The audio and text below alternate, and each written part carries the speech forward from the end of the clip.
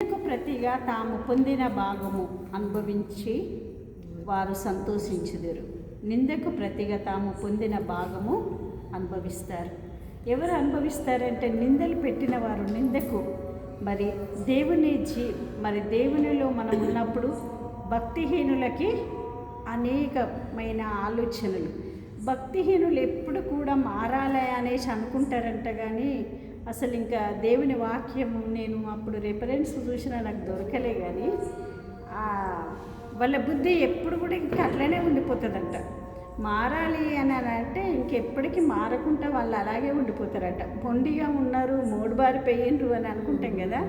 కొందరి జీవితం ఇంకా అలాగే ఇదే కరెక్టే అని వాళ్ళ ఆ ధోరణిలోనే వెళ్ళిపోతూ ఉంటారంట.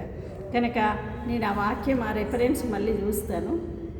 ఇంకా దేవుని వాక్యంలో మనము అలా ఉండకుండా ఎప్పుడు ఏమి చేయాలి అంటే, ఎవరిని మీ అవమానమునకు ప్రతిగా రెట్టింపు ఘనత. అవును, జీవితంలో మేము అనేక సార్లు మరి గత 2 సంవత్సరముల క్రితం చూస్తే చాలా అవమానం అంటే ఎవరు తిట్టడం అట్లని కాదు, కానీ కొన్ని విషయాల్లో అనేకమైన మరి సస్పెండ్ అవ్వడం అనేటి ఇలాంటి మన హృదయానికి చాలా సరిపోవున్నదిగా ఉంటుంది అని నాకు అనిపించింది. నేను వంట చేసుకుంటే మోకాళ్ళ మీద ఉండి ప్రార్థన చేసి అడగట్లేదు, వంట చేస్తున్నాను, టైం అవుతుందని అది అనుకున్నా. ఏమనంటే, దేవా ఈరోజు నేను బలహీనంగా నేను అనేకమైన ఆలోచనలకి లోనవుతున్నాను, అలా కాకుండా నాతో మాట్లాడు దేవా. ఇవాళ నేను దేవాలయంలోకి వెళ్ళగానే అక్కడ దేవుని సేవకుడు మాట్లాడుతున్న సేవకునితో మరి సేవకుని ద్వారా నాతో మాట్లాడలాగా మీ కృప చూపించు దేవా అని నేను వంట చేసుకుంటూనే ప్రార్థించితే అక్కడికి వెళ్ళే కనుక నాకు చాలా తృప్తికరమైనదిగా దేవుడు మాట్లాడి ఉన్నాడు. దానికి నేను సాక్షురాలను. ఇప్పుడు ఆ విషయం నేను మీకు పంచుకోవాలని అనుకున్నాను. ఎందుకు అంటే, అవమానమునకు ప్రతిగా మరి రెట్టింపు ఘనత నొందుతారు. అవును, దేవుడిస్తాడు తప్పనిసరి అనేసి నేను నమ్ముకున్నాను.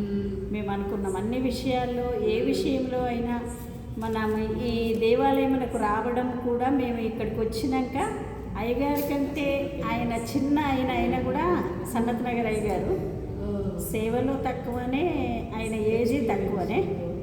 కనుక ఆయన అక్కడ చేయాలంటే అయ్యగారు ఏమనుకున్నాడంటే చాలా తగ్గించుకొని పని చేసినాడు. ఇక్కడ 1 year అన్నట్టే 1 చేయగలడు. అది మన పట్ల మన విశ్వాసాన్ని టెస్ట్ చేయడానిక, మనల్ని పరీక్షించడానిక. కొన్ని మరి కులిమిలో వేయబడ్డ బంగారం ఏం చేస్తుంది అంటే, అది చాలా మెరవాలి అంటే ఇప్పుడు పుష్పమంగళంలో మెరుస్తుంది. మరి మనుషులందరినీ మనల్ని మన పాపముల నుండి మనల్ని విముక్తులు చేయాలంటే ఆయన మనల్ని శోధించి కొన్ని శ్రమలు కూడా లోకపరంగా రావచ్చు, అవమానంగా, సంఘం నుండా, మనుషుల నుండా, ఇట్లా శారీరకంగా రావచ్చు.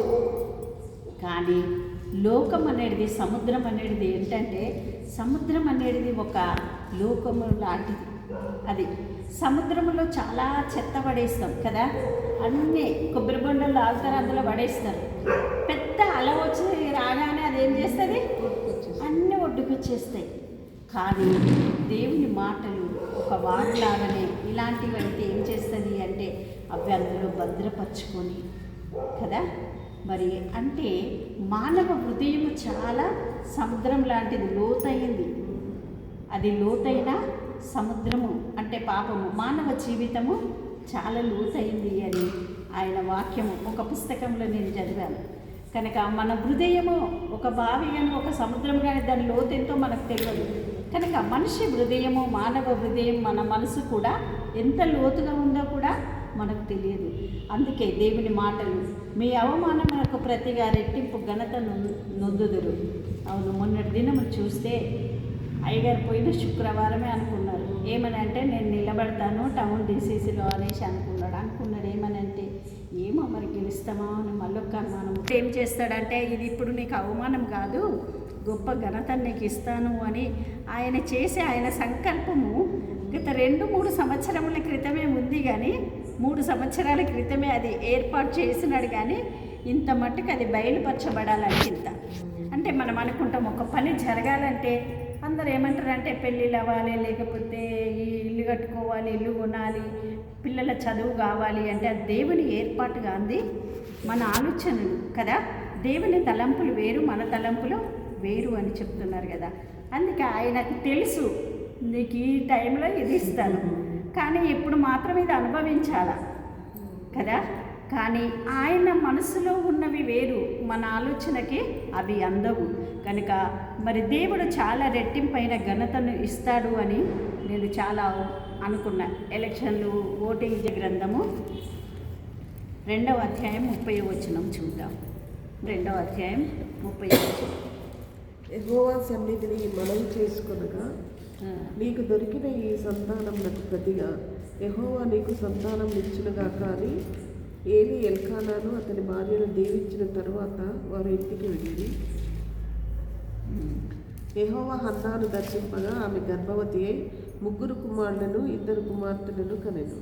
చూడండి మరి దేవుని సన్నిధిలో మరి 2:30లో చూస్తే ఆయన ఏమంటున్నాడంటే యెహోవా యుద్ధ 2:30